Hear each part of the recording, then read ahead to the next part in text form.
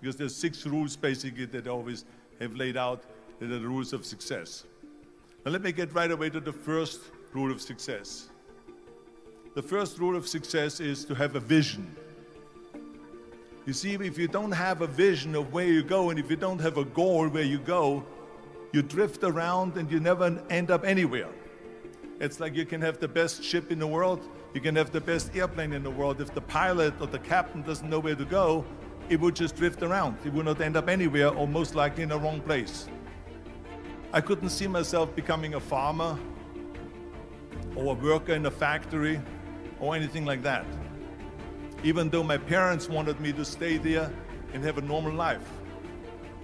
My father wanted me to become a police officer like he was. My mother wanted me just to stay there and marry a girl with the name of Heidi, hopefully,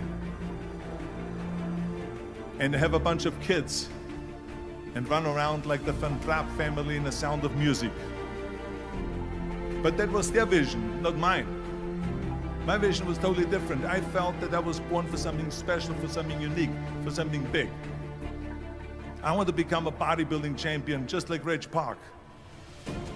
I want to get into movies just like Reg Park. And I want to make millions of dollars and be rich and famous just like Reg Park.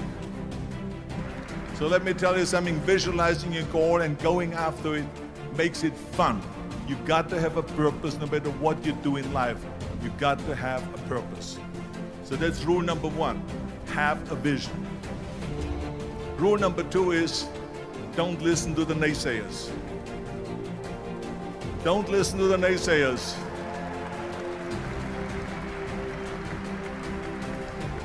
Everything I ever did, the thing that I heard out of people's mouth was, that's impossible. That can't be done. Or no. I remember when I wanted to be a bodybuilding champion, including my parents and everyone else around me, said this is impossible. Why don't you become a ski champion? That's what they do in Austria. Or a bicycle champion, they do some track and field. You can't be a bodybuilding champion. That is exactly what I heard, and of course I proved to the people that it can't be done. So whenever someone said to me, it can't be done, I heard it can be done. When they said no, I heard yes. And when they said it's impossible, I heard it is possible. Because I am a strong believer. I'm a strong believer of what Nelson Mandela said, that everything is always impossible until someone does it. Well, I'm going to be the one, I said to myself, I'm going to do it and I'm going to show it to them. Maybe it has never been done before. That's perfectly fine with me. But I'm going to do it. And I did not listen to the naysayers. So this is why I say don't listen to the naysayers. And the next thing, the third point that I'm going to make to you is, before we sit down with Jürgen and talk about the rest of the 3, is work your ass off. There is no magic pill. There is no magic out there. You cannot get around. You have to work and work and work. I can tell you, I've watched the day for half an hour, Jürgen and his wife that put on this show, this great event here. They worked their ass off to put this together.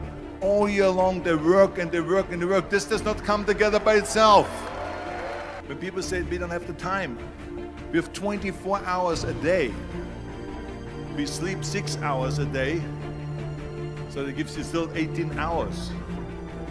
And there's someone shaking their head out here in front. They say probably, I don't sleep 6 hours, I sleep 8 hours, right? Or just sleep faster. So we have 18 hours a day. The average person works around 8 to 10 hours. So let's assume it's 10 hours, so we have 8 hours left. Then you travel around an hour a day, maybe 2 hours a day. So now you have still 6 hours left. So what do you do with these 6 hours? So you got to work hard. I mean, let me tell you something, when I went to America, I went to college,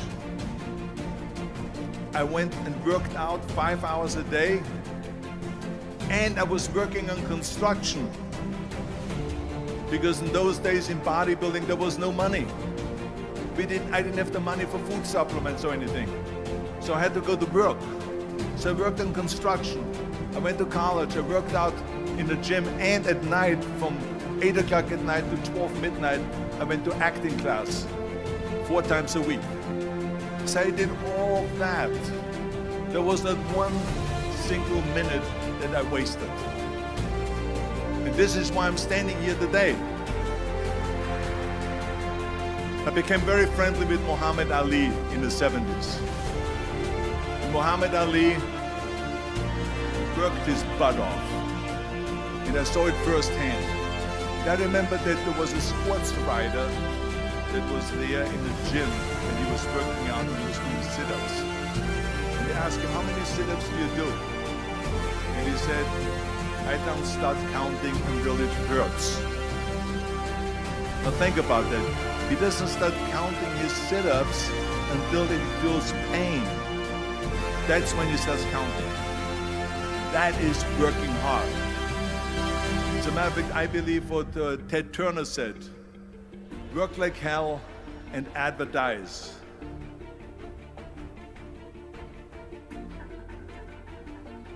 You get it? Work like hell, go to bed, and early to rise, work like hell and advertise. So you work your ass off, and then you let the world know about your work. That's what it is all about. Let people know. If you have a company, if you have a movie, if you do a sports, work your ass off, but then advertise and let everyone know. And the reason, one of the main reasons why people want to have a plan B is because they are worried about failing. What is if I fail, then I don't have anything else? Well, let me tell you something. Don't be afraid of failing, because there's nothing wrong with failing. You have to fail in order to climb that ladder. There's no one that doesn't fail. What is not okay is that when you fail, you stay down. Whoever stays down is a loser. And winners will fail and get up, fail and get up, fail and get up. You always get up. That is a winner. That is a winner. This is one of my 6 rules to success. You can only feel complete as a person if you think about what can you do for your fellow member around you that maybe needs help.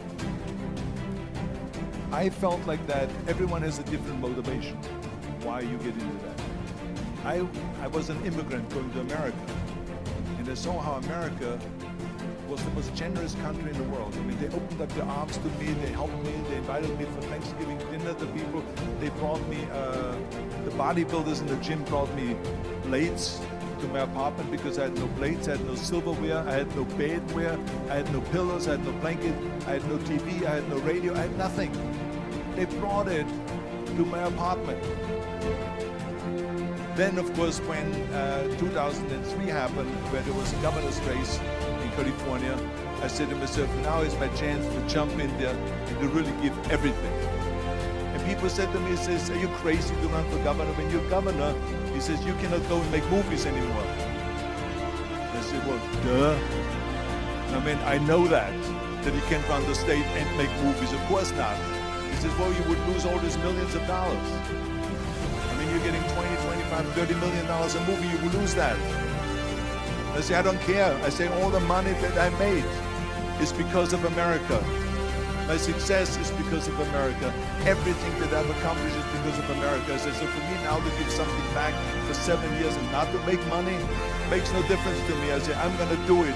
And I jumped in the end of the race and did it. And let me tell you something. I'm not poor because those 7 years I didn't get paid. I'm perfectly fine. And it made me feel good that I could give back to America. I remember that everything I did, I always needed help. Think about it when someone says, Arnold, you're the greatest self-made man. I said, you can call me anything you want. You can call me Arnie, you can call me Schwarzi, you can call me Terminator, you can call me Governator, but don't ever call me self-made man. I said, because I did not get to that point by myself.